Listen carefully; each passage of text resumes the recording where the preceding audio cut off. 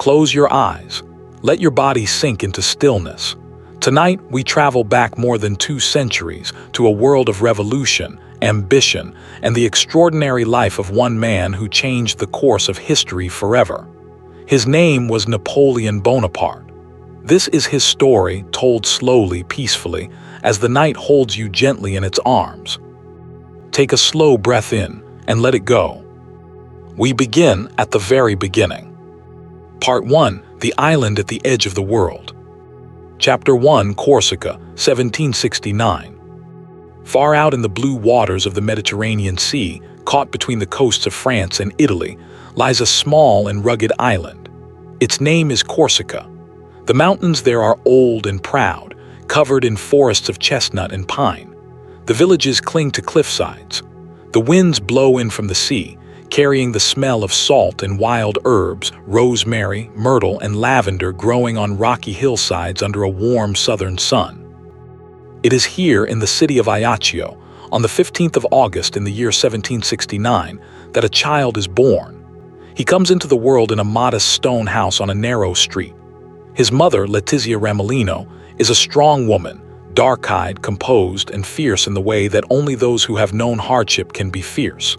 His father, Carlo Buonaparte, is a lawyer, a man of modest means and great ambition, who dreams of better things for his family. The child is their second surviving son. They name him Napoleon in the Italian style, for Corsica had only recently passed from the Republic of Genoa to the Kingdom of France. The island had fought hard for its independence under a leader named Pasquale Paoli, but the French armies came, and Corsica became French territory just months before Napoleon's birth. His father, once a supporter of Corsican independence, would eventually make his peace with French rule, and that decision would shape the entire trajectory of his son's life. Young Napoleon grows up in a large, busy household. He has brothers and sisters, Joseph, Lucien, Alyssa, Louis, Pauline, Caroline, and Jerome. Letizia raises them with discipline and love, managing the household accounts carefully, making sure the family stretches what little money they have. She is the emotional bedrock of the family, and Napoleon would speak of her with deep respect for the rest of his life. He once said that everything he was, he owed to his mother. As a small boy, Napoleon is known for his intensity. He is not the largest child, nor the most immediately charming, but there is something burning behind his gray-blue eyes. He is stubborn. He is proud. He does not like to be told what he cannot do. He gets into arguments with older children and holds his ground even when he is outmatched. He loves stories of heroes, ancient Romans, great generals, the warriors of antiquity whose names echo through history. He also loves mathematics. While other children play in the dusty squares of Ajaccio, Napoleon is often found working through problems in his head, fascinated by order, by logic, by the way numbers behave. Corsica in those years is a world of family loyalty, vendettas, and clan rivalries, a culture where honor means everything and insults are not forgotten. Napoleon absorbs this culture deeply. He will carry traces of it for the rest of his life. The ferocious loyalty to family, the belief that the strong must protect those under them, the conviction that a man must fight for what is his. But Corsica, beautiful as it is, cannot contain him. The world is much larger than one island, and his father, Carlo, understands this. Letizia breathes softly beside the fire. The children sleep, and Carlo dreams of a future that his sons will build. Chapter 2. The Scholarship and the School. In 1778, when Napoleon is 9 years old, his father secures a scholarship for him and for his older brother Joseph to study in France. It is a significant moment. Carlo has cultivated relationships with French nobles and officials, and his persistence pays off. Napoleon will attend the Royal Military School at Brienne-le-Château in the Champagne region of northeastern France. Imagine the journey. A small boy, not yet 10 years old, leaving his island home for the first time, the sea crossing, the unfamiliar landscape of mainland France, flatter, greener, colder than Corsica, the vast roads, the cities, Everything is larger, louder, stranger than anything he has known. At Brienne, Napoleon faces new challenges immediately. His French is imperfect, he speaks with a thick Corsican accent, and the other boys mock him for it. He is different. He is foreign. He is small. The noble French boys look down on him because his family is not truly aristocratic in the French sense. They tease him about his origins, about his name, about the way he talks. Napoleon responds the way he will always respond to adversity. He works harder. He withdraws into himself and his studies. He becomes excellent at mathematics and at the technical subjects that matter most for military men: artillery, fortifications, geography. He is less interested in dancing lessons and the social graces that the sons of French nobles practice. He prefers to spend his time reading history above all. He reads about Alexander the Great, about Julius Caesar, about the great commanders of antiquity. He reads about tactics and strategy. He devours these books with a hunger that his teachers notice. He also develops a love of solitude. At Brienne, he finds a small corner of the garden that he considers his own. He spends hours there, thinking, planning, dreaming. He does not make many friends easily, but those few friendships he does form are intense and loyal. One story from Brienne has been told many times. In the winter, when the snow falls deep on the school grounds, Napoleon organizes the younger students into a military exercise, building snow forts, dividing into teams, conducting mock battles. He is perhaps 12 or 13 years old, and already he is commanding, directing, planning. The teachers watch with a mixture of amusement and something else, a quiet recognition that this boy thinks differently from the others. At school, Napoleon is not always easy. He can be sharp-tongued and proud. He does not accept criticism gracefully. He argues with teachers when he believes they are wrong. But he is also brilliant, that much is clear. His mathematical ability is exceptional. His memory is extraordinary.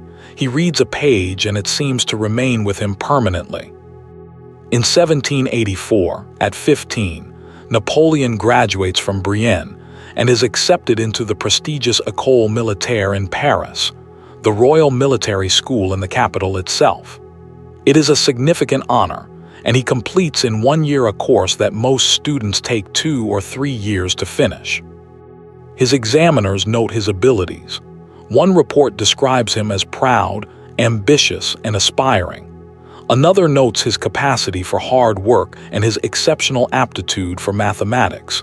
He is commissioned as a second lieutenant in the artillery in 1785, at just 16 years of age. He is, by any measure, a young man going somewhere. The question, the great unanswerable question of those early years, is where exactly that somewhere will turn out to be. Let the night settle around you. Breathe slowly. We move forward in time now into a world on the edge of transformation. Chapter 3: A World About to Break.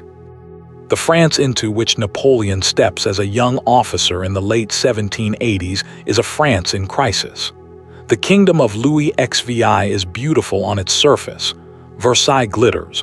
The courts are magnificent. The French language is the language of educated people across all of Europe. But underneath that gilded surface, the foundations are crumbling. France is nearly bankrupt. Decades of expensive wars, including French support for the American Revolution, have drained the treasury. The tax system is deeply unjust. The nobility and the clergy, who own most of the land, pay almost nothing, while the common people, peasants, artisans, shopkeepers, are crushed under the burden. Food prices have risen sharply. Bad harvests in 1788 mean that many people in France cannot afford bread. Hunger is real and widespread. The Enlightenment has filled French minds with new ideas about liberty, about equality, about the rights of individuals against the power of kings and aristocrats. Writers like Voltaire, Rousseau, and Montesquieu have proposed that society could be organized differently, more fairly, more rationally. These ideas circulate in pamphlets and coffee houses and salons, spreading through the educated classes and filtering down into the wider population. In the summer of 1789, the pressure becomes too great. The Estates General is called a gathering of representatives from the three estates of French society: the clergy, the nobility, and the common people. It is the first time this body has met in over a century and a half. The common people, the third estate, find themselves in conflict with the other estates almost immediately. In June, they declare themselves a national assembly and vow to write a new constitution for France. On the 14th of July, 1789, a crowd of Parisians storms the Bastille, a fortress and prison that has long symbolized royal tyranny. It is not a major battle in military terms. The Bastille holds only a handful of prisoners, but symbolically it is everything. The old order has been defied. The people have acted. France will never be the same. Napoleon Bonaparte at this moment is a young artillery lieutenant stationed in various provincial garrisons. He watches the revolution unfold with fascination. He is not a royalist.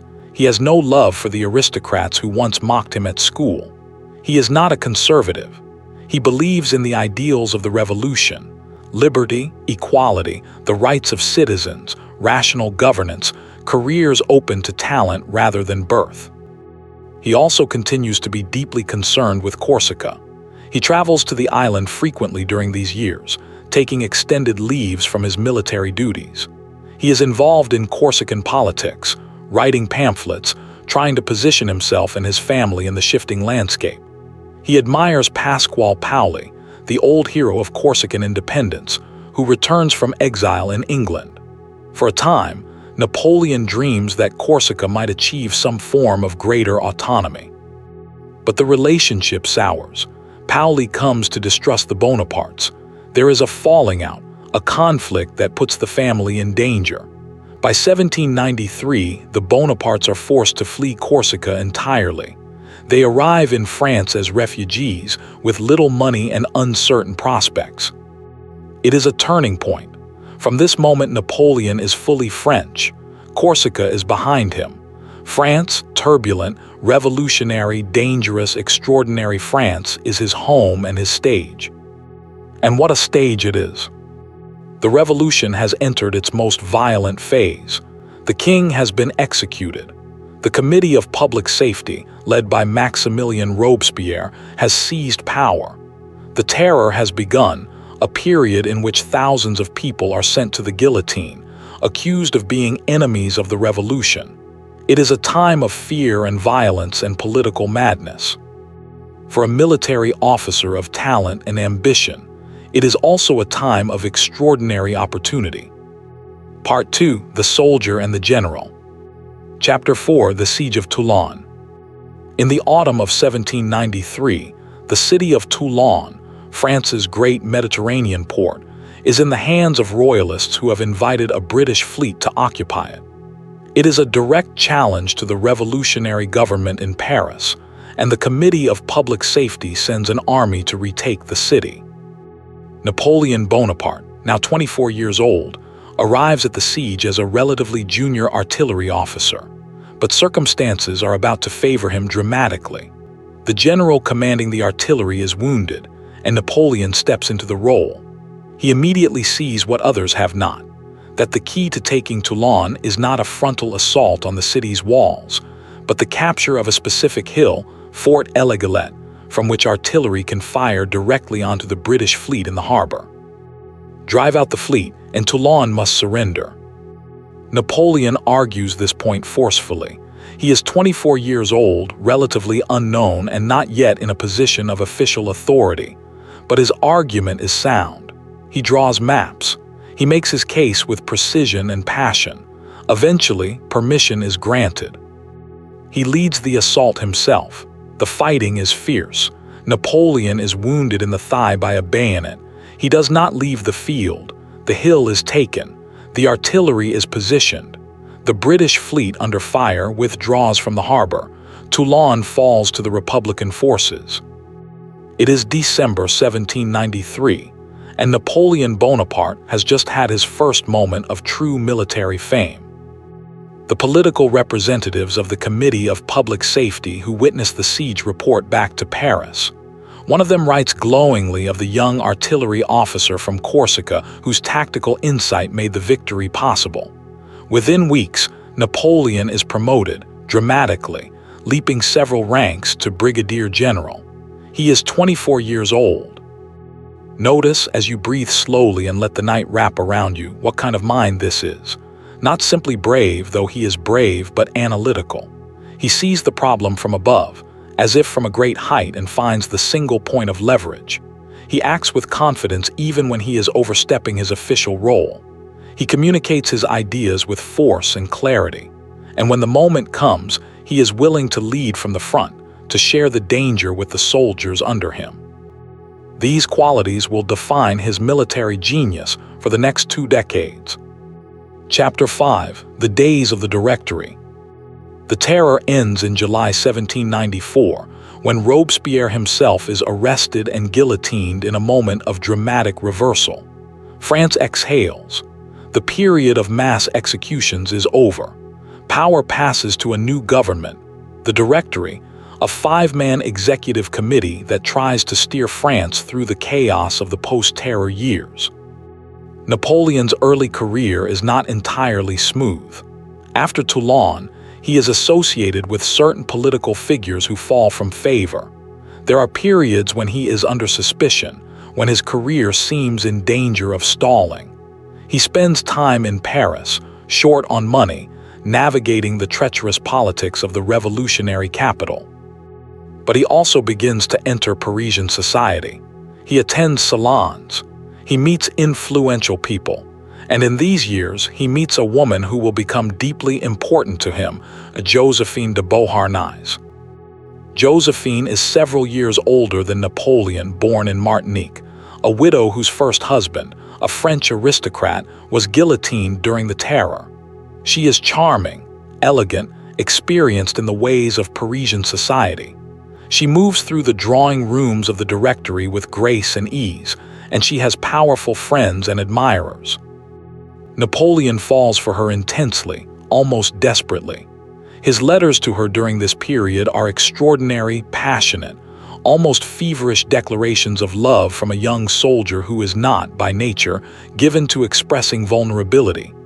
He writes to her constantly, addressing her as his life, his everything, the thought that fills every waking hour.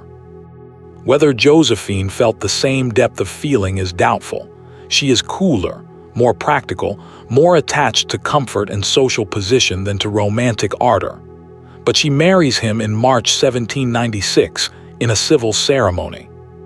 2 days after the wedding, Napoleon leaves for war. He has been given command of the army of Italy, a battered, underfunded, undersupplied force tasked with fighting the Austrian Empire in northern Italy. It is, on paper, not the most prestigious command. The army is hungry, poorly equipped, and demoralized. The officers are older than their new commander and not initially impressed by this short young general from Corsica. But everything is about to change. Chapter 6. The Italian Campaign. Napoleon arrives to take command of the army of Italy in the spring of 1796. He is 26 years old. He reviews his troops and makes his first address to them. The speech, or at least the version that has come down to us, captures the essence of his appeal to soldiers: direct, energetic, promising. Soldiers, he tells them, you are ill-fed and almost naked. The government owes you much but can give you nothing. Your patience and courage bring honor upon you but give you no glory, no fame. I want to lead you into the most fertile plains in the world. Rich provinces and great cities will be in your power. There you will find honor, glory, and riches. The army moves, and Napoleon's campaign in northern Italy becomes one of the most brilliant displays of military genius in the history of warfare. He fights the Piedmontese and the Austrians simultaneously, using speed and surprise, and a principle he will employ again and again. Concentrate force at the decisive point, divide and confuse the enemy, move faster than they can respond. His army marches with extraordinary speed. They strike where they are not expected. Napoleon fights battle after battle: Montagnat, Millesimo, Dago, Mondovi, Lodi, Arcole, Rivali, in a campaign of dizzying momentum. At Lodi, in May 1796, Napoleon leads his troops across a narrow bridge under withering Austrian fire. It is a moment of heroic personal courage, and it is also, he will later say, the moment when he first glimpsed the possibility of truly great things. He writes afterward that it was at Lodi that he began to believe he was not an ordinary man. The army loves him. He shares their hardships. He knows their names. He appears at critical moments, seemingly everywhere at once, always where the danger is greatest. He inspires a kind of devotion that goes beyond normal military loyalty. It is almost personal, almost like the worship one might give a father or a god. By the end of 1796 and into 1797, the Austrians have been decisively defeated. Napoleon negotiates a peace treaty, the Treaty of Campo Formio, that reshapes the map of northern Italy.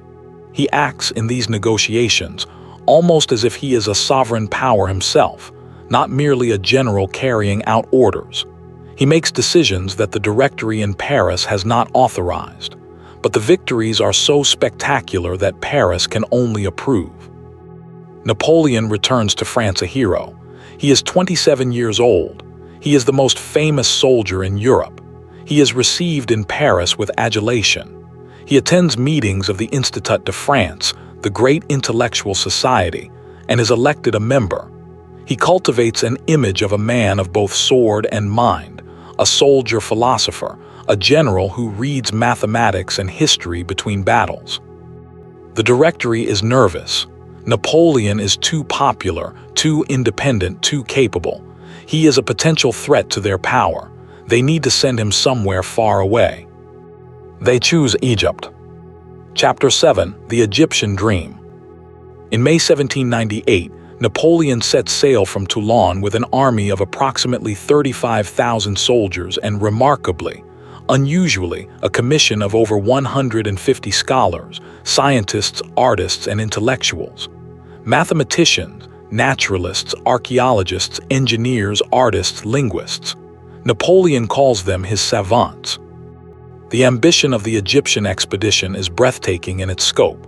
Napoleon wants not merely to conquer Egypt, a territory then nominally under the Ottoman Empire but ruled in practice by a military caste called the Mamelukes, but to study it, understand it, transform it. He imagines Egypt as a gateway to the East, a position from which France might threaten British interests in India, where British power is growing year by year. He also imagines, in that strange, grandiose way that is uniquely his, building a modern state in Egypt, bringing French revolutionary ideals and French administrative rationality to the ancient land of the pharaohs. The fleet avoids the British Navy temporarily and lands in Egypt in July 1798. The army marches through the brutal heat toward Cairo. The Mamelukes meet them at the Battle of the Pyramids, an extraordinary confrontation, the ancient structures visible in the distance. Napoleon's armies, fighting in disciplined squares against the Mameluke cavalry charges, win decisively. But then comes disaster. On the 1st of August, 1798, the British Admiral Horatio Nelson finds the French fleet anchored in Aboukir Bay. The Battle of the Nile is one of the most complete naval victories in history.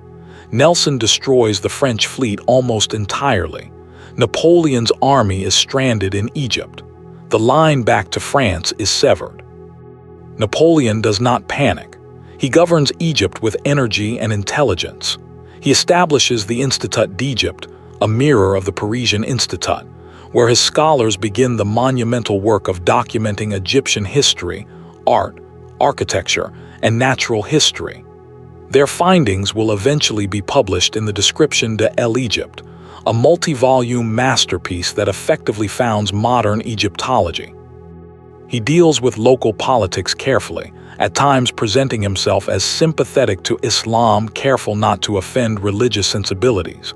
He fights a campaign into Syria, reaching Jaffa and then Acre, where a British naval force under Sidney Smith helps the Ottomans hold the fortress city. Napoleon besieges Acre for 2 months and fails to take it. He retreats. Back in Egypt, he wins a final great battle at Aboukir, this time against an Ottoman army that has landed in July 1799. It is a brilliant action, but the situation in Egypt is becoming untenable, and from Europe, disturbing news is filtering through the British blockade. France is in trouble, the Directory is collapsing, coalition armies are pressing on French frontiers, the Republic seems to be failing. Napoleon makes a decision. He leaves Egypt secretly, suddenly, abandoning his army and slips through the British patrols to return to France. He arrives in October 1799 to a hero's welcome. The Egyptian adventure, whatever its military disappointments, has only added to his legend. He is the exotic conqueror of the East. He has fought in the shadow of the pyramids. He has explored the mysteries of ancient civilization. He has also, quietly, been thinking about what must come next. Breathe slowly. The night is quiet. The great story is about to reach its turning point. Part 3. The Making of an Emperor. Chapter 8. The Coup of 18 Brumaire. France in October 1799 is exhausted. The Directory has proven corrupt and incompetent. The wars continue. The financial situation is precarious. The people are tired of political instability. There is a widespread sense that something must change. Napoleon moves quickly. With the help of his brother Lucien, who is president of the Council of 500, one of the 2 legislative chambers, and a network of political allies including the cunning statesman Emmanuel Sieyès and the slippery, brilliantly adaptive Talleyrand, Napoleon plans a coup. On the 18th and 19th of November 1799, the 18th and 19th of Brumaire in the revolutionary calendar, the coup is executed. The legislative councils are moved to a chateau at Saint Cloud outside Paris on the pretext of a Jacobin conspiracy.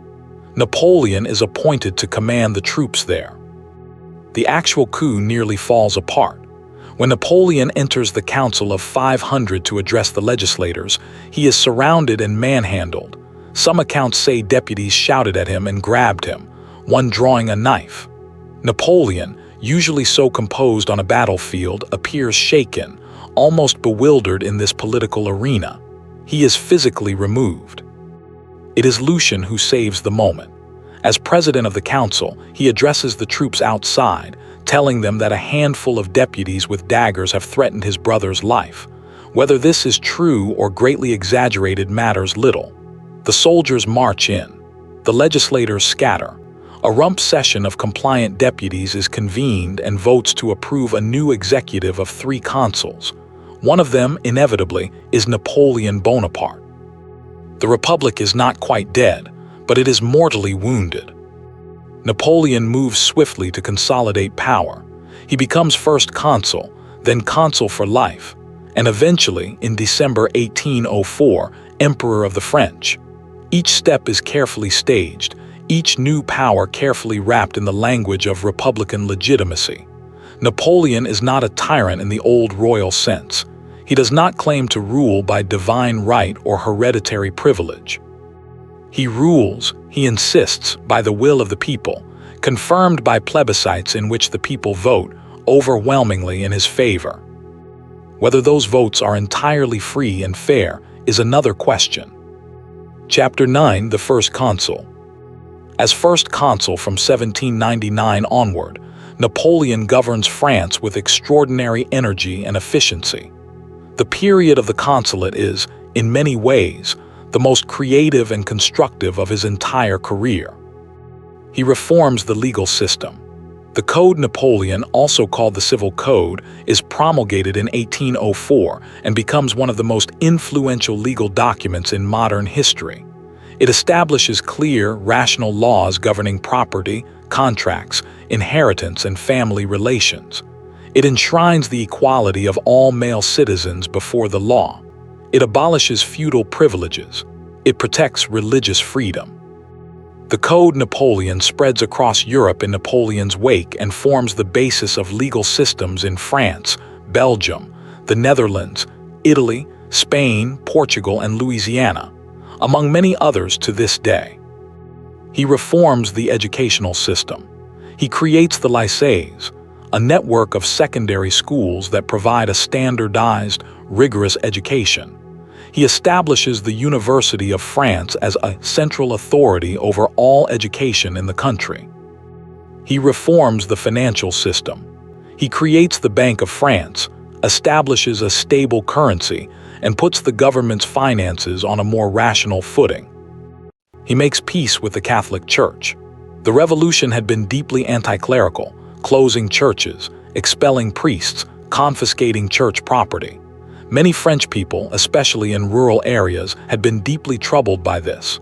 Napoleon negotiates the Concordat of 1801 with Pope Pius VII, an agreement that restores the legal standing of the Catholic Church in France while keeping church affairs under state supervision. It is a brilliant political stroke, reconciling much of conservative France to his rule. He builds roads, improves harbors, promotes industry.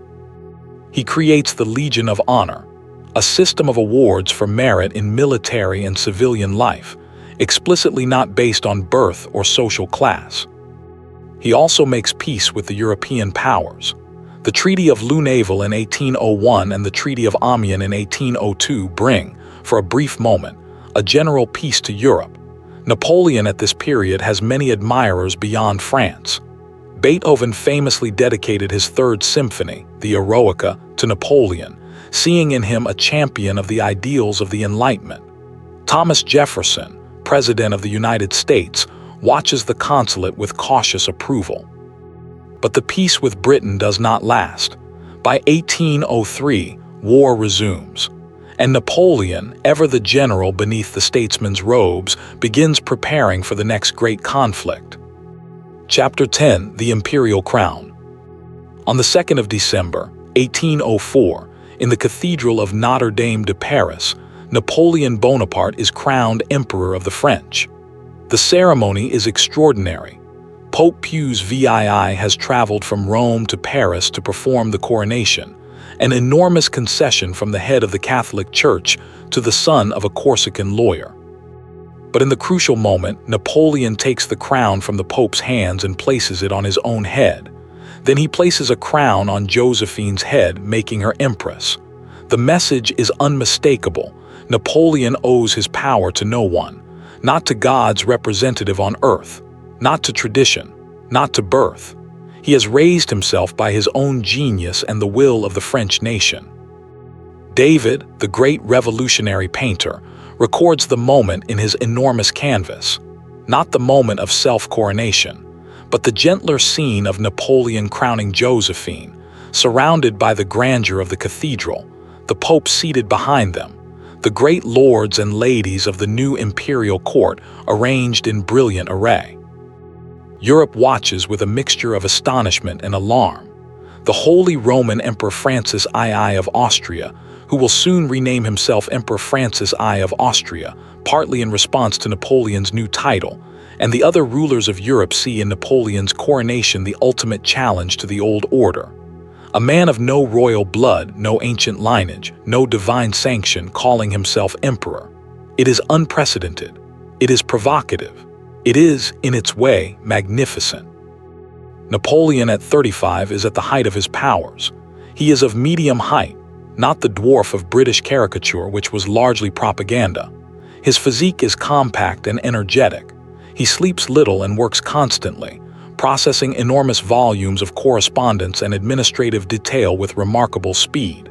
His memory is legendary. He can recall the details of troop dispositions, supply schedules, legal codes, and diplomatic conversations with equally precise fidelity. He dictates to multiple secretaries simultaneously, moving rapidly from one subject to another. And his military genius is about to be displayed on a scale that leaves all previous campaigns in the shade. Let the darkness of the night hold you gently. Breathe. We come now to the years of his greatest glory and to the first shadows of what will eventually be his fall. Part 4. The Years of Glory. Chapter 11. Austerlitz. In 1805, the Third Coalition forms against Napoleon. Britain, Austria, Russia, Sweden, and Naples unite to stop French expansion. Britain, invulnerable behind its channel and its Royal Navy, cannot be invaded directly. Napoleon's grand plan to cross the Channel with the Army of England is abandoned when Nelson destroys the Franco-Spanish fleet at Trafalgar in October 1805. On the seas, Britain is supreme. But on land, Napoleon is about to demonstrate something extraordinary. He turns his Grande Armée, the great army he has been training and preparing at the camp at Boulogne, away from the Channel coast, and marches it east with breathtaking speed. The Austrians, advancing into Bavaria, are outmaneuvered and surrounded. In a brilliantly executed strategic encirclement, an entire Austrian army of nearly 90,000 men surrenders at Ulm without a major battle. Napoleon captures more men in 2 weeks of marching than most generals could capture in a year of fighting. Then he marches on Vienna. The Austrian capital falls, but the campaign is not over. The Russian army under General Kutuzov and Tsar Alexander I is retreating to the northeast, drawing Napoleon after them. On the 2nd of December, 1805, exactly 1 year after his coronation, Napoleon fights the Battle of Austerlitz. It is, by the consensus of military historians, his greatest victory, perhaps the greatest single battle of the Napoleonic era. The Allied army holds a strong position on a ridge called the Pratzen Heights, overlooking the village of Austerlitz in Moravia.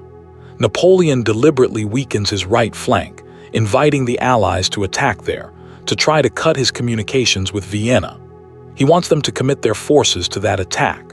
And when they do, when the Allied left wing moves forward to attack his weak right, he unleashes his center against the Pratzen Heights, now partially stripped of defenders. The center smashes through. The Allied army is cut in two. The troops that attacked his right are now surrounded and destroyed. The Russians and Austrians stream away in disorder. The ice on the frozen ponds shatters under fleeing men and horses. The casualties are enormous on the Allied side. The battle is over in hours. Napoleon walks the battlefield afterward, moving among the wounded, and it is said that he weeps, though whether from emotion, physical exhaustion, or the smoke still drifting over the field of victory, it is impossible to say. Austerlitz forces Austria to sue for peace. The Treaty of Pressburg strips Austria of significant territory and indemnities. The Holy Roman Empire, that ancient structure that had organized the politics of Central Europe for 1,000 years, is dissolved in 1806 when Francis II abdicates the title. Napoleon reorganizes the German states into the Confederation of the Rhine, with French influence and French law spreading eastward. He is at his zenith, the master of Europe. Chapter 12. Jena and Auerstedt. Prussia, alarmed by French power, declares war in 1806. It is a decision that proves catastrophic. The Prussian army, heir to the tradition of Frederick the Great, marches with a confidence born of past greatness and an insufficient reckoning with present reality. Napoleon destroys it in a single day. On October 14, 1806, at the twin battles of Jena and Auerstedt, the French armies shatter the Prussian military completely. Berlin falls within weeks. Napoleon enters the Prussian capital and visits the tomb of Frederick the Great, whose military genius he has long admired. He is reported to have told his marshals, "Gentlemen, if Frederick were still alive, we would not be here." The pursuit continues. Prussian fortresses fall one after another. By November, Prussia has been effectively occupied. The king, Frederick William III, retreats with his court and the remnants of his army to the east, where they shelter under the protection of Russia. Napoleon then issues the Berlin Decree, the beginning of the continental system, his great economic strategy to defeat Britain by excluding British trade from the entire European continent. If Britain cannot sell its goods to Europe, he reasons, It will be strangled economically and forced to make peace. It is a logical strategy, but it will have unintended consequences that grow more serious with each passing year. The campaign continues into Poland, where Napoleon fights the Russians in the winter of 1806–1807. The battles are hard. Eylau, fought in a February snowstorm, is brutal and inconclusive. But at Friedland in June 1807, Napoleon catches the Russian army in a vulnerable position and destroys it. Tsar Alexander sues for peace. The two emperors meet on a raft in the middle of the Niemen River in a scene of extraordinary theater and negotiate the treaties of Tilsit. For a brief, glittering moment, Napoleon and Alexander seem almost friends. They divide Europe between them, France dominant in the west, Russia given freedom of action in the east. Prussia is humiliated, stripped of half its territory. Napoleon is at the peak of his power. He controls, directly or indirectly, most of the European continent. His brothers and marshals sit on the thrones of Holland, Westphalia, Spain, Naples, and other kingdoms. His legal codes are spreading. His administrative systems are being implemented from Portugal to Poland. But the seeds of eventual destruction are already present, invisible as yet, taking root in the soil of his greatest success. Chapter 13, The Spanish Ulcer. In 1808, Napoleon makes a decision that will haunt him for the rest of his career. He invades Spain. The Spanish Bourbons are weak and divided. Napoleon forces both the father, King Carlos IV, and the son, Prince Ferdinand, to abdicate and places his own brother Joseph on the Spanish throne. He expects compliance, the same submission that has come from the Dutch, the Italians, the Germans. What he gets instead is a fury. The Spanish people do not accept Joseph Bonaparte. They do not accept French rule. They rise not in organized armies with clear battle lines, but in a vicious, widespread, decentralized insurrection. Guerrilla warfare. The word guerrilla itself comes from Spanish and means little war. Bands of fighters ambush French supply columns, murder isolated soldiers, attack outposts, and vanish into the mountains and forests. French reprisals are brutal and only deepen the hatred. The British see their opportunity. They send an army to Portugal under Arthur Wellesley, the future Duke of Wellington, and from Portugal, the British support the Spanish resistance, supply the guerrillas, and fight a methodical campaign that the French find endlessly frustrating. Wellesley wins at Talavera, at Salamanca, at Vitoria. The Peninsula War drains French resources, French men, French morale in a way that no single conventional battle ever could. Napoleon called Spain his ulcer, the wound that would not heal, that kept weakening him no matter what he did. He goes to Spain himself in late 1808, wins several victories, nearly captures Wellesley, reorganizes the administration, and then is called away to deal with an Austrian attack on his eastern flank. He never returns to Spain in person. The war drags on year after year. French armies in Spain number over 200,000 men at various points. They cannot be concentrated in sufficient force to deal with guerrillas and British regulars simultaneously. Spain consumes soldiers the way a fire consumes wood, endlessly, hungrily. And meanwhile, in the east, a far greater danger is developing. Sleep soundly. The night is long. We come now to the beginning of the end. Part 5, The Long Retreat. Chapter 14, The Russian Campaign. By 1811, the relationship between Napoleon and Tsar Alexander has deteriorated. Russia is no longer enforcing the continental system. Its economy needs British trade too badly to exclude it. Napoleon's marriage to Josephine has been annulled. She never gave him an heir, and he has married Marie-Louise, an Austrian archduchess who bore him a son. He has a legitimate dynasty now, a child he calls the King of Rome. But the political and strategic situation is worsening. The continental system is strangling not just Britain, but the economies of continental Europe as well, creating widespread resentment.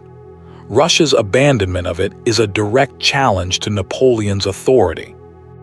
Napoleon decides on war. The scale of what he assembles is staggering. The Grand Armée of 1812 is the largest army ever assembled in European history up to that point. Approximately 650,000 men, drawn from France and from every nation under French influence or control. Germans, Italians, Poles, Dutch, Swiss, Croats, Spaniards, Portuguese, an army of 20 nations. In June 1812, this enormous force crosses the Niemen River into Russia. The Russian generals Barclay de Tolly and then Kutuzov refuse to give Napoleon the battle of annihilation he seeks. They retreat, drawing the French deeper and deeper into Russia, stretching French supply lines to their breaking point. The Russian strategy, whether fully conscious or partly forced by circumstances, is a masterpiece of strategic patience. Napoleon fights the Battle of Smolensk in August, a bloody, inconclusive engagement that burns the city but does not destroy the Russian army. He pushes on. On the 7th of September, 1812, at a village called Borodino, 70 miles west of Moscow, the two armies finally fight the major battle Napoleon has been seeking. It is the bloodiest single day of the entire Napoleonic era. The Russians fight with extraordinary tenacity, defending their positions with suicidal determination. Napoleon's guard, his elite reserve, he withholds, uncertain, for the first time showing a caution in battle that he has rarely displayed before. Perhaps he is ill. Perhaps the stakes feel too enormous. The battle grinds on for 12 hours. At the end, the Russians have retreated in good order. Napoleon holds the field, but the Russian army is intact. He marches on to Moscow. On the 14th of September, he enters the city. It is largely deserted, and then the fires start. The Russians have set their own city alight, or fires start in the chaos of a chaotic evacuation, depending on which account you read. Either way, Moscow burns for 5 days. 3/4 of the city is destroyed. There is no comfortable winter quarters for the Grand Armée. There is no Russian government to negotiate with. Tsar Alexander refuses all contact. The war seems to have no end and no satisfactory conclusion. For 5 weeks, Napoleon waits in the ruins of Moscow, hoping Alexander will come to terms. He does not. The Tsar's advisors, hardened by national pride and religious feeling, counsel resistance regardless of the cost. On the 19th of October 1812, Napoleon gives the order to retreat. What follows is one of the most terrible events in military history. The Russian winter closes in. The roads are mud, then frozen mud, then ice and snow. The temperature drops to 30 below zero. The Grand Armée, already weakened by disease, combat, and starvation, begins to disintegrate. Men freeze to death in their bivouacs. Horses die by the thousand. Cossack cavalry harasses the flanks and rear without mercy. Kutuzov's army follows at a careful distance, applying pressure without committing to a major engagement. The army that had marched into Russia with 600,000 men staggers back across the Niemen in December 1812, with perhaps 100,000. The rest are dead, from combat, cold, disease, desertion. Entire regiments cease to exist. Entire nations that had contributed soldiers to the Grand Armée mourn their losses. It is the most catastrophic military defeat of Napoleon's career, perhaps of any European commander's career in modern history. And all of Europe watches, and begins to sense that perhaps the great emperor is not invincible after all. Chapter 15: The Wars of Liberation. The news of the Russian disaster reverberates across Europe. Prussia, humiliated at Jena, reduced at Tilsit, sees its opportunity. In February 1813, Prussia breaks with France and joins Russia. Sweden follows. Austria, ever cautious, watches and waits, but the direction of events is becoming clearer. Napoleon is not finished. With extraordinary energy, he raises a new army in France, young men, some barely old enough to fight, conscripted in haste and trained quickly. He leads them into Germany and wins 2 significant battles, Lutzen and Bautzen. In the spring of 1813, demonstrating that his tactical genius has not deserted him. But the army is too young, too inexperienced, and Austria finally joins the coalition against him. At the Battle of Leipzig in October 1813, the Battle of the Nations, as it is called, Napoleon faces a coalition army that outnumbers him significantly. He fights brilliantly for 3 days, but he cannot overcome the weight of numbers. A bridge is prematurely blown, trapping thousands of his men on the wrong side of the river. He retreats across the Rhine. Germany is lost. Now France itself is invaded. Coalition armies pour across the Rhine and the Alps and the Pyrenees. Napoleon, with a small and exhausted force, fights a final masterpiece of a campaign in the French countryside, the Campaign of France in early 1814, winning multiple engagements against superior forces, keeping the coalition armies off balance. Military historians still study these battles with admiration. But it is not enough. The coalition armies are simply too many, and they converge on Paris. On the 30th of March, 1814, after a brief battle in the suburbs, Paris surrenders. Napoleon's marshals have had enough. They refuse to continue the campaign. They insist that he abdicate. On the 6th of April, 1814, Napoleon Bonaparte signs his first abdication. He is exiled to the island of Elba, a small island off the Tuscan coast, with a modest court and the grandiose title of Emperor of Elba. He is given an island. He is given a salary. He is given the right to keep 400 soldiers as a personal guard. He is 44 years old. He has ruled France, directly or indirectly, for 15 years. And now, on a small Mediterranean island, he gardens and supervises road building and reviews his tiny army and broods. But he is watching, always watching. Chapter 16, The 100 Days. The Bourbon monarchy is restored.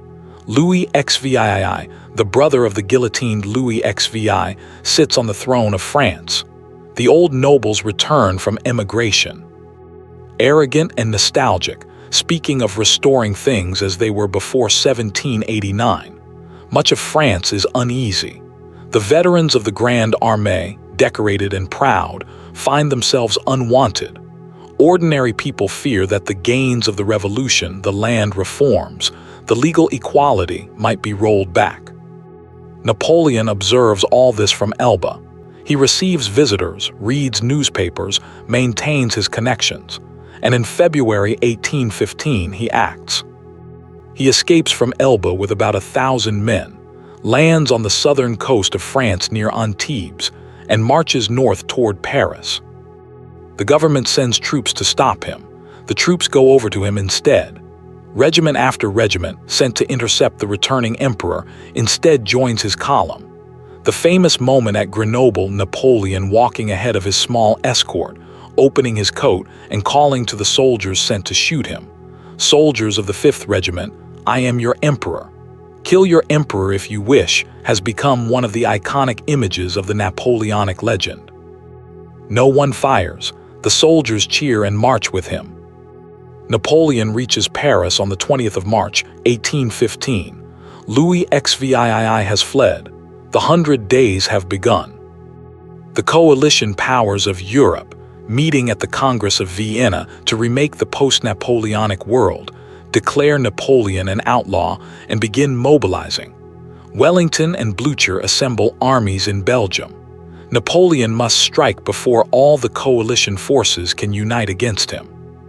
He marches into Belgium with 120,000 men. He separates the British and Prussian armies at the Battle of Ligny on the 16th of June, a significant victory, driving Blücher's Prussians from the field.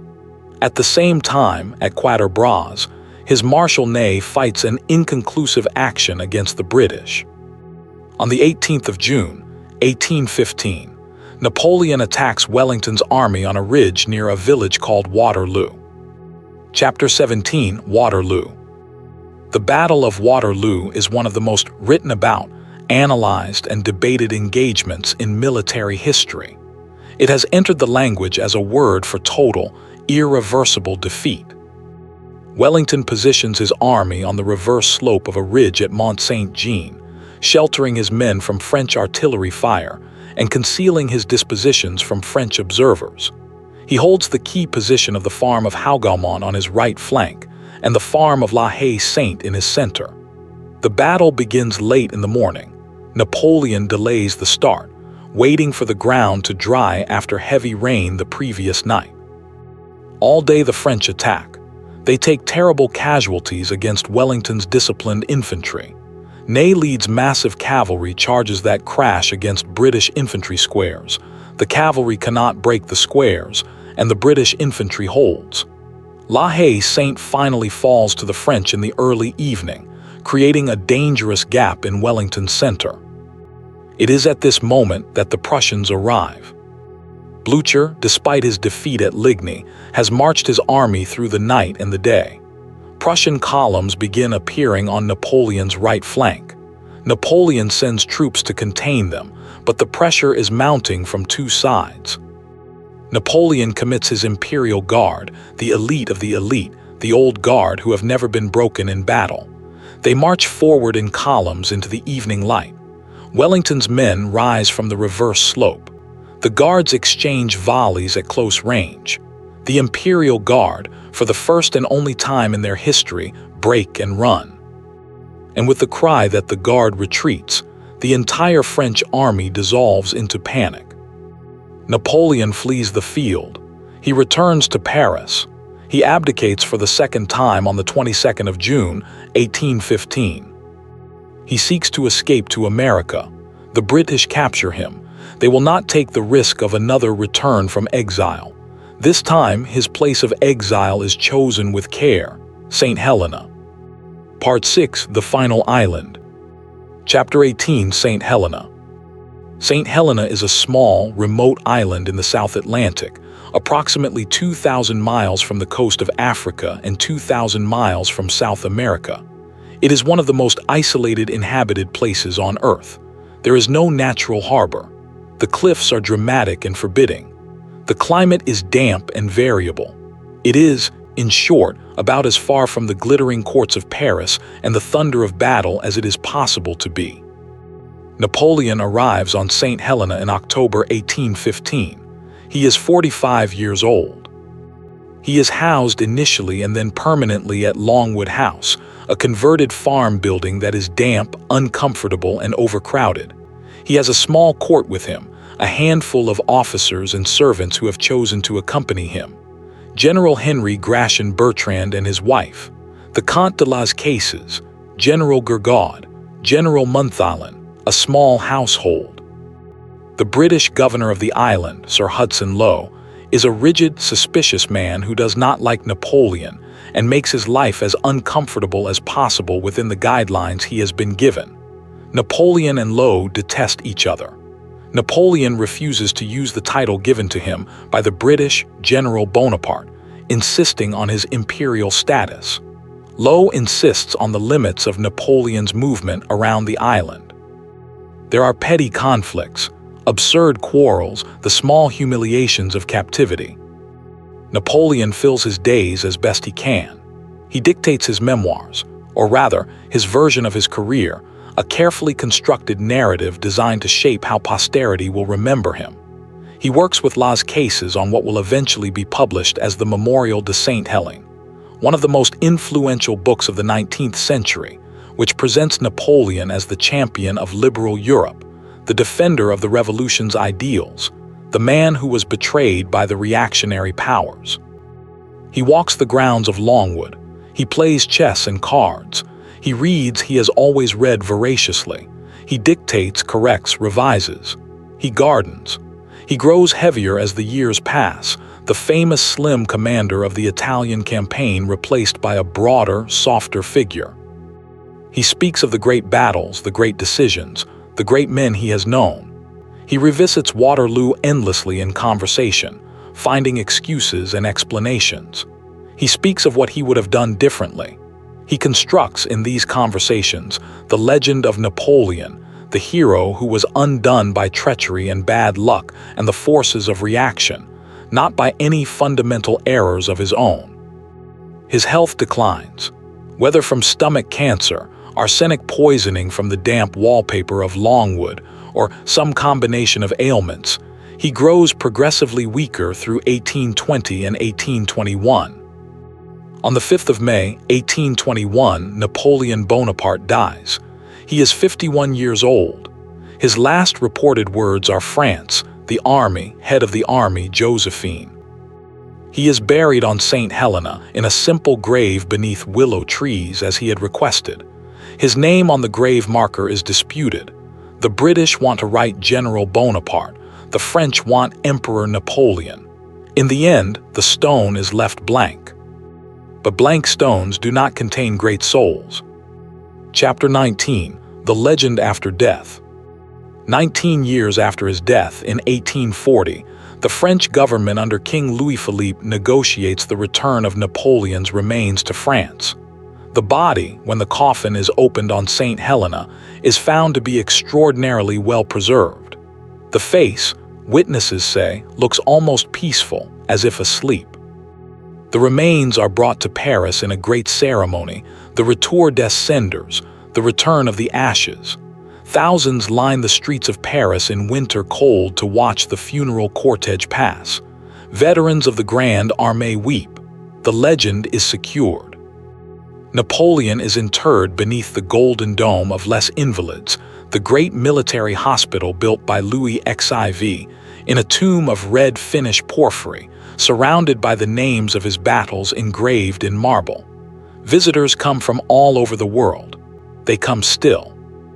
The Napoleon legend, Bonapartism, becomes a powerful force in French politics for decades. His nephew, Louis Napoleon Bonaparte, rides the legend to power, first as President of the Republic, and then in 1852 as Emperor Napoleon III. The Second Empire lasts until 1870 and the disaster of the Franco-Prussian War. But beyond French politics, Napoleon's influence spreads in 1,000 directions. His legal codes reshape the foundations of law in dozens of countries. His administrative innovations influence modern bureaucracies. His military methods are studied in every staff college in the world. His campaigns are the subjects of thousands of books, studies, dissertations. He inspires artists. Beethoven, who tore up the dedication of the Eroica when he heard Napoleon had declared himself emperor, nevertheless composed music that carries the energy and sweep of the Napoleonic age. Tolstoy wrote War and Peace, arguably the greatest novel ever written, as a meditation on Napoleon's Russian campaign and on the nature of history itself. Stendhal, who served in Napoleon's armies, wrote The Charterhouse of Parma with the shadow of Waterloo on every page. Victor Hugo, who as a child saw the Grande Armée march through Paris, carried Napoleon's image throughout his work. His image appears in paintings, sculptures, porcelain figurines on coins and medals, in plays and operas. The famous portraits David's Napoleon crossing the Alps, Groz's Napoleon on the battlefield of Eylau, define how we imagine the man. And the arguments about him never entirely cease. Part 7. The Legacy and the Judgment. Chapter 20. What Napoleon Built. Any honest accounting of Napoleon's legacy must begin with what he built, the lasting, concrete contributions that outlived his armies and his empire. The Code Napoleon, now called simply the Civil Code, is perhaps the most durable. It replaced the hundreds of incompatible and often unjust local legal codes of pre-revolutionary France with a single, rational, clearly written system of law. It established that all citizens were equal before the law. It protected the right to own property. It abolished feudal dues and obligations. It gave children equal inheritance rights regardless of birth order. It codified contract law in clear and applicable terms. The code spread wherever French power reached, to Belgium, to the Netherlands, to Italy, to Germany, to Poland, to Spain, to Louisiana, to Quebec. Many of these countries kept the code or its direct descendants long after French armies had left. The legal system of the state of Louisiana, uniquely among American states, is still rooted in the Napoleonic tradition rather than English common law. The Napoleonic administrative system, the prefects, the regularized departments, the rationalized tax collection, the centralized record-keeping, created the template for the modern state in much of Europe. Before Napoleon, administration in many European countries was a patchwork of feudal arrangements, local privileges, and inherited offices. Napoleon replaced this with a system in which trained bureaucrats, appointed on merit and answerable to the central government, administered clearly defined territories according to uniform rules. It was not democracy, but it was efficiency, and it created the infrastructure on which later democratic institutions would be built. The educational reforms, the lycées, the grandes écoles, the University of France, created a framework for mass education that still, in its broad outlines, shapes the French educational system today. The elite engineering schools, the École Polytechnique above all, produced the mathematicians, engineers, and scientists of the 19th century who drove France's industrial revolution and made it a world leader in science and technology. The Concordat of 1801, for all its compromises, resolved a civil and religious conflict that had been tearing France apart for a decade. It made possible the reconciliation of traditional Catholic France with the revolutionary state. The Bank of France, the stable franc, the rational financial system, these created the economic foundation for French prosperity in the 19th century. And beyond France, the Confederation of the Rhine and the French client states in Germany carried Napoleonic law and administration with them. When Napoleon fell and the old German princes returned, they could not entirely unmake what had been built. The seeds of German unification, eventually accomplished in 1871, were planted in part by the Napoleonic rationalization and simplification of the German political landscape. In Poland, Napoleon is still remembered with considerable warmth.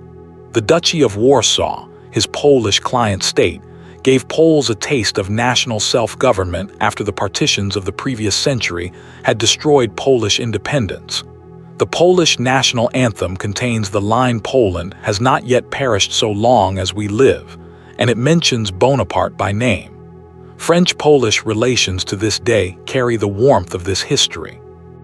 In Italy, Napoleon is a more complicated figure. Some Italians see him as a liberator who brought rational government, others as a plunderer who stripped Italian art and shipped it to Paris. Both views have merit. Chapter 21: What Napoleon Destroyed. But the accounting of Napoleon's legacy cannot be only positive. The costs were enormous, the destruction vast. The wars of the Napoleonic era killed between 3 and 6 million people in battle. The estimates vary, and perhaps as many more from the diseases, famines, and disruptions that followed in war's wake. France alone lost between 1 and 2 million men in military service during Napoleon's career. The young men of an entire generation were cut down. The Grand Armée that invaded Russia, 650,000 strong, lost perhaps 450,000 dead and wounded in a single campaign. The economic disruption of the continental system, Napoleon's attempt to exclude British trade from Europe, caused enormous suffering across the continent. Merchants lost their livelihoods. Crops rotted or were seized for the armies. Ordinary people paid the price of great power rivalry in hunger and poverty. The authoritarianism of Napoleon's rule, the censorship, the political police, the suppression of dissent, had real costs. Napoleon was not a totalitarian in the 20th century sense, but he was a dictator. He brooked no organized political opposition. The press was controlled. Opponents were imprisoned or exiled. The ideals of liberty and free expression that the revolution had proclaimed were, under Napoleon, systematically curtailed in the name of order and national unity. He reinstated slavery in the French colonies in 1802, revering one of the most radical acts of the revolution. The slave revolt in Saint-Domingue, modern Haiti, that had broken out in 1790, one was suppressed with great brutality. Though ultimately the Haitian Revolution triumphed and Haiti became the first black republic in the Western Hemisphere. The reimposition of slavery in the French Empire stands as one of the most damning moral failures of Napoleon's rule. He could be brutal. The massacre at Jaffa in 1799, during the Syrian campaign, when captured Ottoman soldiers who had already surrendered were executed en masse, is a dark stain on his record.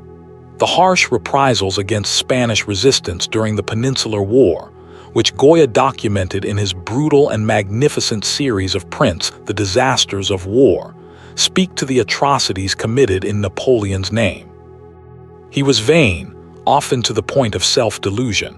His refusal to recognize the limits of his power, the belief that he could always find one more victory, raise one more army, outlast one more coalition, ultimately destroyed everything he had built. And his wars, by awakening the forces of nationalism across Europe, planted the seeds of conflicts that would haunt the continent for the next century and a half. German nationalism, aroused partly by resistance to French domination, would eventually produce a unified Germany whose power would reshape the world, not always beneficently. The Congress of Vienna's attempt to suppress nationalist movements and restore the old order only delayed the inevitable eruptions that came in 1848 and after. Napoleon, in short, was simultaneously one of the great constructive forces in European history and one of the great agents of destruction. He is not simply a hero or simply a villain. He is something more complex and more interesting than either. Chapter 22, The Man Himself. What was Napoleon Bonaparte like as a human being? He was, by all accounts, extraordinarily energetic. He seemed to need less sleep than other people. 4 or 5 hours was often enough. He could dictate letters for hours, moving from one topic to the next with astonishing fluency. He processed information with remarkable speed. He had what his secretaries called the gift of mental compartmentalization, the ability to close off one problem completely and focus entirely on the next, then return to the first without any confusion or loss of thread. He was deeply interested in ideas, not just military and administrative matters, but science, mathematics, literature, and history. He had views on everything. He discussed chemistry with the leading chemists of the day, discussed mathematics with Laplace and Lagrange, discussed literature with Goethe during their famous meeting in Erfurt in 1808. He was not a dilettante. He understood these subjects at a serious level. He was genuinely curious about the world. He had a volcanic temper. He could be brutal in his criticisms of subordinates, reducing grown men to tears or stuttering silence with a withering denunciation. But the storms passed quickly. He did not nurse grievances in the ordinary way. He would explode. And then, minutes later, it was over, and he might be charming and generous to the same person he had just savaged. He was capable of extraordinary personal charm. He could talk to a common soldier and make that soldier feel seen, valued, important. He had a gift for remembering names and personal details. He would greet veterans by name, ask after their families, recall the action where they had won their decoration. This was not accidental. He worked at it. He understood that soldiers fight better for a commander they feel knows and values them. He was deeply attached to his family in the Corsican way, often beyond what reason or statecraft could justify. He gave his brothers and sisters kingdoms and positions they were frequently inadequate to fill. His brother Joseph was a decent man but a poor king. His brother Jerome was charming but irresponsible. His loyalty to family cost him politically and militarily on more than one occasion. His relationship with Josephine is one of the great human stories of his life. He loved her desperately in the early years, writing her those scorching letters from the Italian campaign while she was busy being unfaithful to him in Paris. As he rose to power, the relationship shifted. He became the dominant figure, she the ornamental empress. He divorced her in 1809 because she had not given him an heir. He was, reportedly, in tears when he told her. She was, reportedly, in tears as well. He moved on to Marie Louise of Austria, who gave him the longed-for son, but he spoke of Josephine on St. Helena with tenderness. He had a complicated relationship with religion. He was raised Catholic but was not, by temperament, a deeply religious man. He used religion instrumentally. The concordat with the Pope was a political calculation, not a spiritual conversion. His famous remark that religion is what keeps the poor from murdering the rich captures his essentially cynical view of organized faith's social function.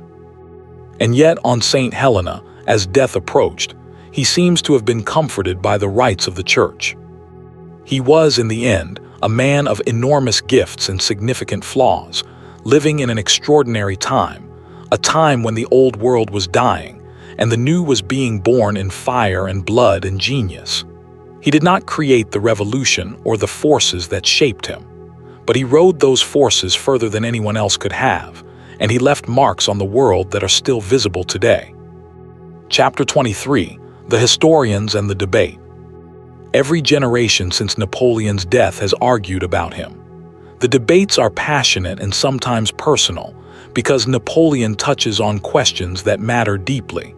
About war and peace, about authority and liberty, about great individuals versus the forces of history, about the price of progress and the cost of ambition. The British, for a century and more after Waterloo, tended to paint him as a tyrant and an aggressor, an upstart who disturbed the peace of Europe and was rightly put down. The French, from the Romantics onward, more often saw him as the embodiment of French glory and genius, a titan brought low by the jealousy of inferior nations. The socialist tradition has been critical. Marx saw Napoleonism as a form of bourgeois counter-revolution, using the forms of revolutionary France to serve essentially conservative ends. Liberals have been divided, some seeing him as the consolidator of revolutionary gains, others as their destroyer. The military historians have studied him with reverence and with critical distance. He revolutionized warfare, the use of corps-level organization, the emphasis on speed and concentration, the pursuit to destruction rather than the taking of positions. These are genuine innovations that transformed the way war is fought. But his later campaigns show a gradual hardening of his methods, a decreasing flexibility, an increasing reliance on the frontal battle of annihilation that became harder to achieve as his enemies learned from him. The great military theorist Karl von Clausewitz, who fought against Napoleon as a Prussian officer, drew deeply on the Napoleonic experience in writing his masterwork on war, the most influential book about military theory ever written. Clausewitz's concepts of the fog of war, of the center of gravity, of the relationship between politics and war, are all shaped by his study of Napoleon. In the 20th century, historians began to look more carefully at the dark side of Napoleon's legacy: the reimposition of slavery, the brutality of the Peninsular War, the treatment of prisoners, the cost in human lives of his ambitions. The Haitian Revolution and its brutal suppression by French forces sent by Napoleon has received increasing scholarly attention. And yet the fascination endures. Bookshops in Paris still devote entire sections to Napoleon. New biographies appear every few years. The battlefields of Austerlitz, Waterloo, and Borodino still draw visitors from around the world. He remains, 2 centuries after his death, the most written about individual in human history, if we accept Jesus Christ. What does that tell us? Perhaps it tells us that human beings are drawn to the story of someone who, starting from almost nothing, a small island, a modest family, an accented French and a foreign name, rose to remake the world, who showed that intelligence, will, and vision could overcome the accidents of birth, who demonstrated, for good and ill, what a single human being can do when the currents of history and the forces of genius combine. Part 8: The Sleep of History. Chapter 24: The World He Left Behind. Napoleon died on St. Helena in 1821. The world he left behind was, in many ways, the world he had made. The map of Europe had been redrawn, partly by his conquests, and partly by the Congress of Vienna's reaction to them. The old Holy Roman Empire was gone forever. The German states had been rationalized and reduced in number from hundreds to dozens. The path toward German unification, while still decades away, had been cleared. Italy would not achieve unification until 1861, but the experience of Napoleonic rule had planted the seeds of Italian national consciousness. The legal and administrative innovations of the Napoleonic period had taken root wherever French armies had marched. Even the restored monarchies found it impossible to entirely dismantle the rational administrative systems that Napoleon had built. The prefectural system in France was kept. The Napoleonic codes were kept. The meritocratic principles of officer selection, challenged but never quite reversed, continued to influence European armies. The wars of liberation against Napoleon had created something new and powerful: nationalism. The German wars of liberation, the Spanish guerrilla war, the Russian patriotic resistance, these had shown that whole peoples could be mobilized in defense of their national identity, language, culture, and territory. This nationalism was a force that the conservative order restored at Vienna could not entirely contain. It would explode in the revolutions of 1830 and 1848, in the unifications of Germany and Italy, in the Balkan independence movements, in the eventual unraveling of the great multinational empires, Austrian, Russian, Ottoman, in the 20th century. Napoleon did not intend to unleash nationalism. It was, in a sense, the greatest unintended consequence of his conquests. He thought of himself as a rational ruler bringing order and law to backward peoples, not as a stimulus to national self-determination, but by demonstrating that the French could be mobilized as a nation, and by challenging every other nation in Europe, he showed other peoples the power and the necessity of their own national identity. The British emerged from the Napoleonic era as the world's dominant power. Their financial system, their navy, their industrial base, all strengthened by the wars and by the expansion of trade that followed, made the 19th century a British century in ways that Napoleon would have found bitterly ironic.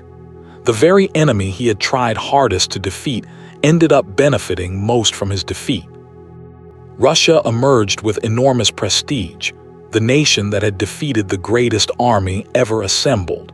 Alexander I returned from the Congress of Vienna as a dominant figure in European politics. Russian power would grow throughout the 19th century, a fact that would shape European history profoundly. And France itself.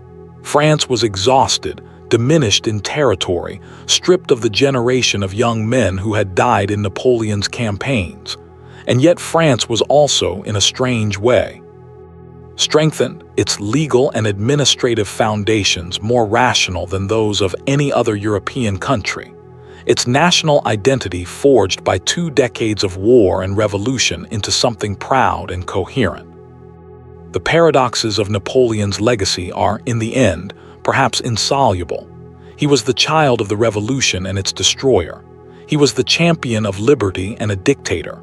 He brought rational law to Europe and brought war to Europe on a scale it had never known. He was a great builder and a great destroyer. He elevated France and exhausted it. He spread French ideas across the continent and created the nationalist movements that would eventually challenge France itself.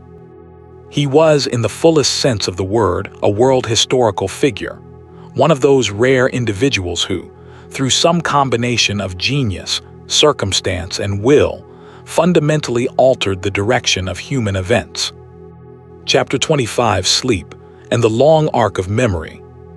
As the night deepens around you and your breathing slows, and the images of Napoleon's world begin to fade into the comfortable blur of approaching sleep, let us take a last, quiet look at the life we have traced together.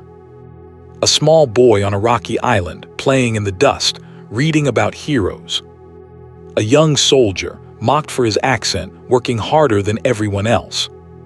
A general crossing a bridge under fire, wounded, refusing to leave the field. An emperor placing a crown on his own head in the candle-lit grandeur of Notre Dame. A man walking the battlefield of Austerlitz in the early morning, moving among the wounded, his greatest victory behind him. A commander standing in the ruins of burned Moscow, waiting for an answer that never came. An exile on a small Atlantic island, dictating his memoirs, shaping his legend, watching the willows bend in the ocean wind. History does not render simple verdicts on complex lives. Napoleon was not a saint, and he was not a demon. He was a human being of extraordinary gifts and significant flaws, living in extraordinary times, doing what extraordinary people do, reaching beyond the possible, reshaping the world, and paying the inevitable price.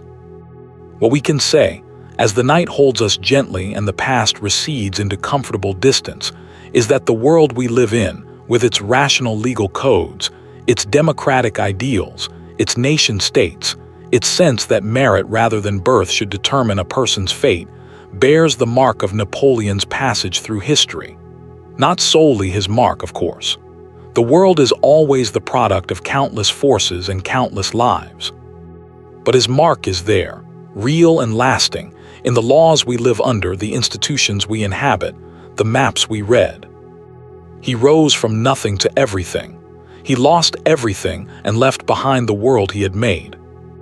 And now the night is very deep, and the words are growing softer, and the story of Napoleon Bonaparte, soldier, consul, emperor, exile, is settling gently into the quiet place where history lives when we are sleeping.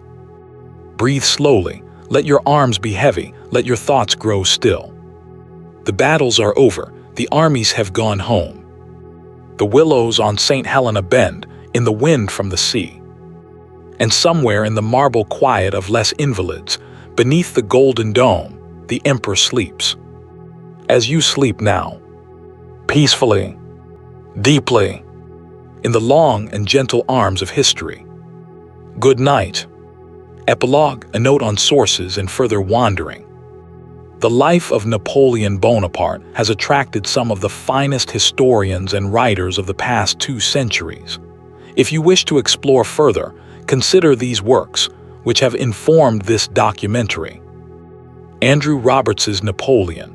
A Life is the most comprehensive recent single-volume biography in English, drawing on sources including Napoleon's private correspondence. Alan Scamm's Napoleon Bonaparte offers a more critical perspective on the emperor's personal failings and political compromises. David Bell's Napoleon, a concise biography, provides an accessible and thoughtful introduction. Tolstoy's War and Peace, while a novel, contains some of the most penetrating observations ever written about Napoleon and the nature of historical causation. The Memorial de Saint-Helene by the Comte de las Cases gives Napoleon's own account of his career, filtered through his desire to shape his legacy, but invaluable for understanding how he saw himself. Hazarising's The Legend of Napoleon explores how the Napoleon myth was constructed and maintained in French popular memory throughout the 19th century. And for those interested in the military campaigns, Rory Muir's Tactics and the Experience of Battle in the Age of Napoleon, and Digby Smith's multi-volume Napoleonic Wars databook provide extraordinary detail. The story of Napoleon is inexhaustible. Every generation finds in it new lessons, new warnings, new sources of wonder. Return to it as often as you like. It will always have more to say. Sleep well.